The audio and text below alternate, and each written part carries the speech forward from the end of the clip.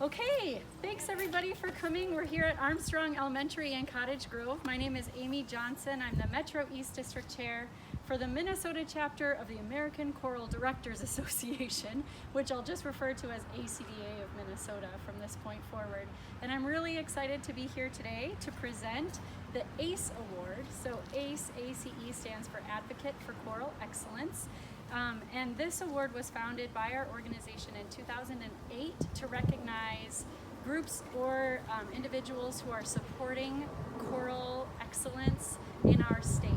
And when we asked for nominations, Mallory wrote a really great nomination on behalf of the Armstrong Elementary PTO that has done really great work in supporting opportunities for students to engage with the choral art form at their earliest age that they can in our organization, which is grades 4 and 5. So I'm going to hand it off to Mallory here and let her talk a little bit. She gave such a glowing review, and for me, it's a real honor to be here because I know that when we get young children singing and when we support them to engage in music at their earliest ages, it really changes who they are and I think helps them build community faster. So knowing that that work is done here is humbling to me, and I'm just so honored to be able to be here to recognize you guys and your efforts both in the school and as the PTO. So I'll hand it over to Mallory. Thank you so much, Amy. So as she said, I nominated our Armstrong Elementary School PTO for this award. And the reason I nominated them, I thought of them immediately when I heard about this award because they realized that there was a need for financial support for students and families who were pursuing the State Honor Choir program. Basically, State Honor Choir is a one-day event that features the best singers in the entire state. Our students compete against other 4th, 5th, and 6th graders, and the best 250 or so are selected to participate in the State Honor Choir. It's a one-day event. They practice the songs at home with their music teachers and they show up on the day of the event. They practice all day long and it culminates in a concert. It's really a pinnacle experience for the kids who participate in it. It's something they will remember for the rest of their lives, and it's really thrilling to be able to offer this opportunity at Armstrong. So we realized there was a need when students were choosing not to audition for the State Honor Choir because of the audition fees.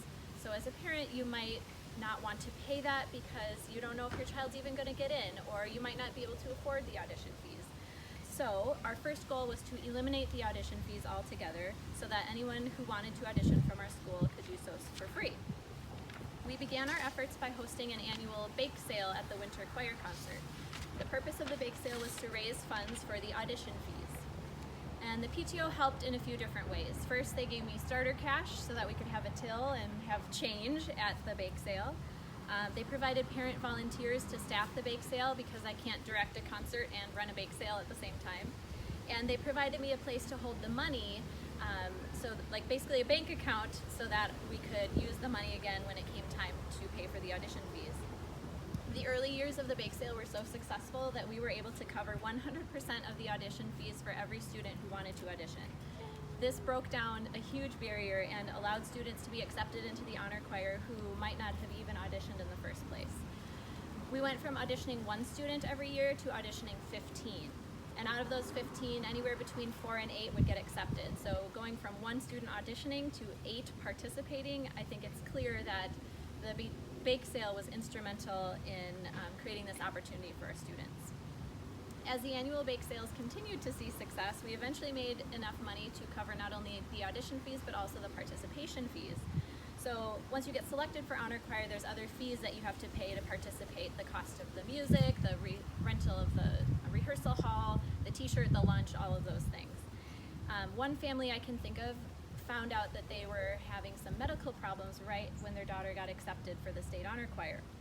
And with the support of the PTO, their daughter was able to attend and had their entire participation fee covered, and that just made my heart leap with joy when that was able to happen.